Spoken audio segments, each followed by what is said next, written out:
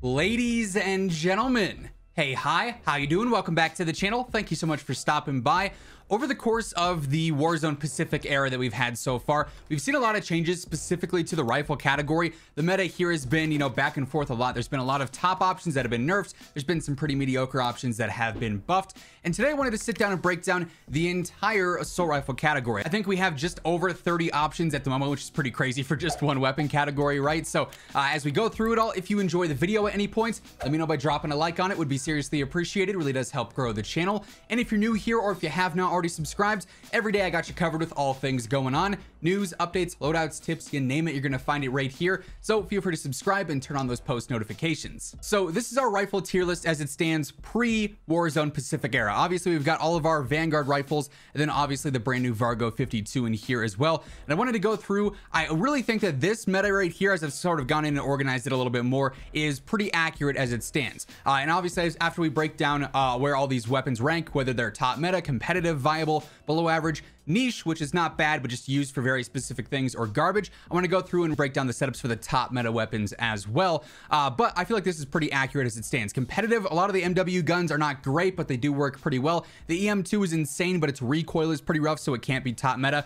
XM4, AK, C58, all fantastic weapons that have great TTKs and are relatively easy to use. But let's get into the Vanguard guns here really quick. The KGM40, obviously a battle pass weapon for this season, about as viable or average as it gets. It has no recoil, one of the easiest guns to use in the game without a doubt, but it also has like no damage output either. It's very weak, so while you are landing easy shots, those shots aren't really doing much damage. So until it gets a buff, which I imagine it probably will get a damage buff at some point, it sits in viable. Hopefully we see it jump up to competitive or maybe even top meta at some point. Now the VARCO 52 is a pretty interesting one. Honestly, I feel like this one could be a top meta weapon. It's very close, like borderline competitive or top meta, but its stats are so similar to like the AKs and the XM4s sort of combined that you got both these guns up there. If you have a gun that's similar, you got to put it in that category. It's roughly the same there. This thing has very easy control, really good velocity. Like all around, the VARCO is definitely a very, very good gun. Cold War guns are all sort of built the same. So like obviously the setup for all of these is pretty much the same 5 attachments, but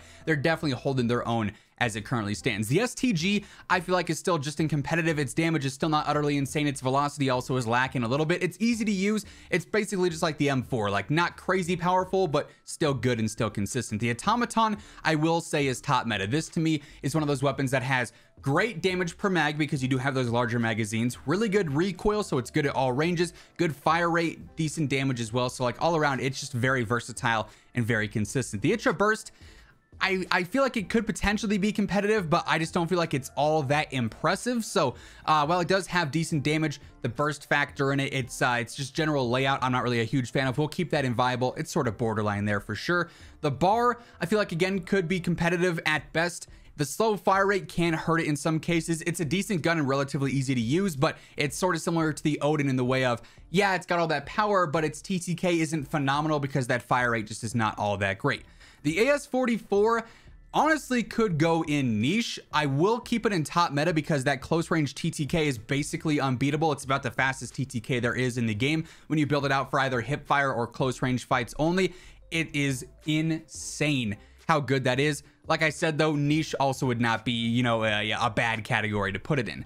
The NZ, this is a tough one because it was really, really good for a while. It was like easily competitive. Now though, I think it still sits there, but it is borderline because the recoil after I think 16 or 17 shots is just awful. It bounces so much left to right, like it's very annoying to try and control. So it's definitely not top meta, and that recoil does make me lean a little bit more towards viable, but it's still relatively good if you can just, tap fire it, shoot 7, 8, 9 times, stop, shoot 7, 8, 9 times. It'll still be pretty easy to use, and it's got decent damage. The Volk, I also feel like, is decently competitive. It's another one that's like on the border between competitive and viable because it's really not great at a range, but for sniper support and for some close range fights, it's pretty solid, but it's no AS44, so it's obviously not going up there. Then lastly, we got the Cooper Carbine, which I do think is still a top meta weapon just because it's used as sniper support. It's about as good as it gets. You could definitely use it for some ranged fights as well as, say, the damage increasing rounds, but with the 9mm 60 on there and as sniper support, the thing is incredibly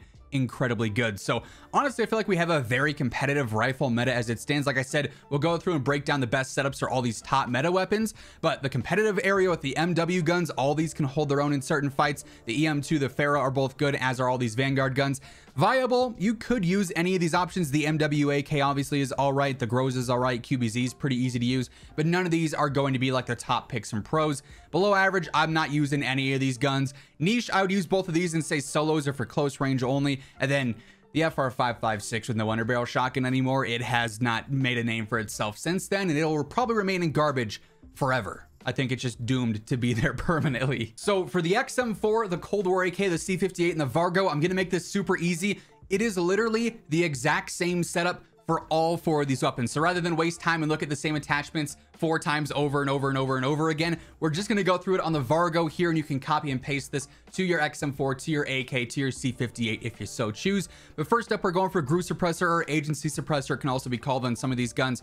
Obviously, that's the best option. We've known that for a while. Also going for the task force barrel here is Spetsnaz, I believe, on the Cold War AK. Better range, better velocity, better control. Again, a no-brainer choice.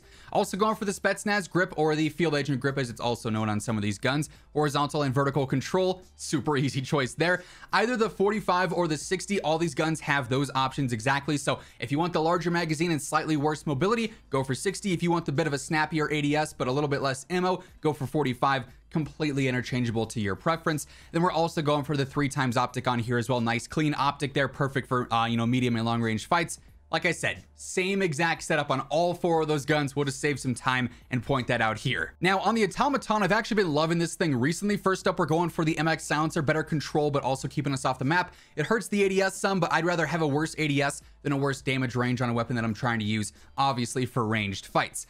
For the barrel here, you got 2 choices. If you want a much easier weapon to use in terms of control, go for the 600mm BFA. It's got better control over range. If you want better velocity and range and you're good and comfortable with that control, go for the Anastasia sniper. This is going to help out a ton there and make it even better for those long range fights. For the optic here, whatever floats your boat, honestly. If you like the G16 2.5 times, go for that. If you like the 4 to 8 times, go for that. You could go for the Slate 2.5, or you could go for the 3 to 6. All of these are great options. It just sort of just comes down to personal preference there. They're all helping out with recoil and accuracy and whatnot, right? For the stock, clearly going for padded here, better recoil during sustained fire. For the underbarrel, going for hand stop like always, no surprise there. I'm going for the basic extended mag here, 75 round drums. The damage, the TTK is fine here. You don't have to worry about getting worse control and movement with the damage increasing rounds. You don't have to worry about losing any damage range or velocity with the fire rate increasing rounds, and also 30 is not viable. So we're going for that. Obviously going for lengthen as well here for the better velocity. Polymer grip as always on our ranged weapons for the better control.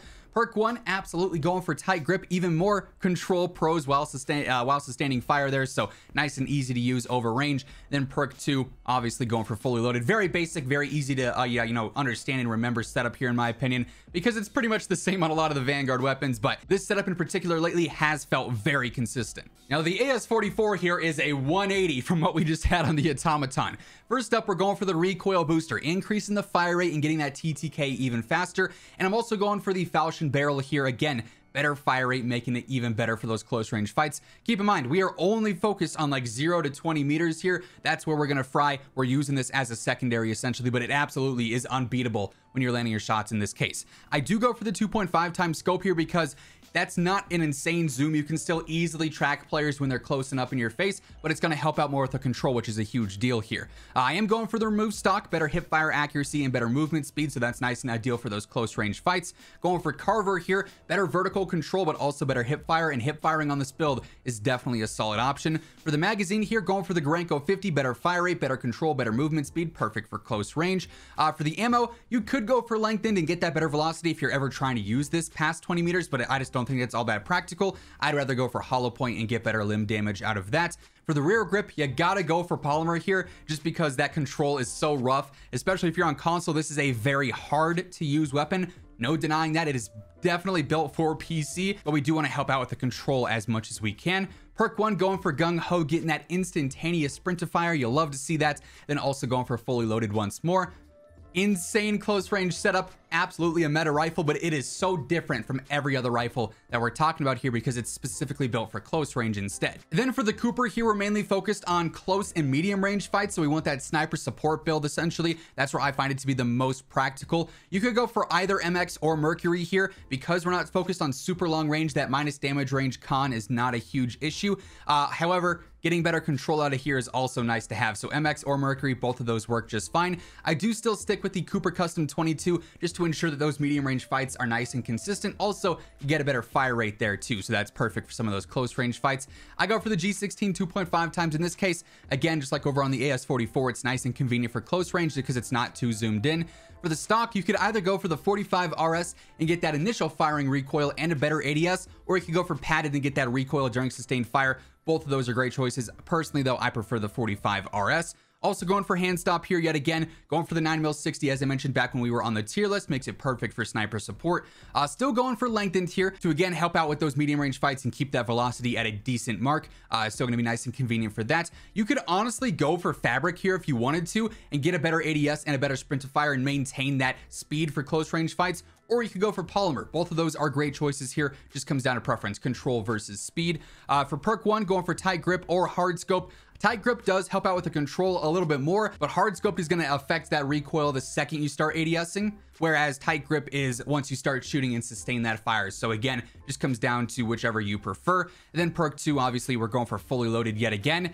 But all these rifles are fantastic. The entire rifle meta right now I feel like is very diverse and very competitive, and I love that. Hopefully this video helped you guys out, though. That is going to wrap things up for today. If you enjoyed it or if it did help you out, let me know by dropping a like on it. And if you're new here or if you have not already subscribed, every day I got you covered with all things going on. News, updates, loadouts, tips, everything in COD is all right here. So feel free to subscribe with your noties turned on. But once again, thank you so much for tuning in. And until next time, take it easy, have an awesome rest of your day, and I'll catch you guys later.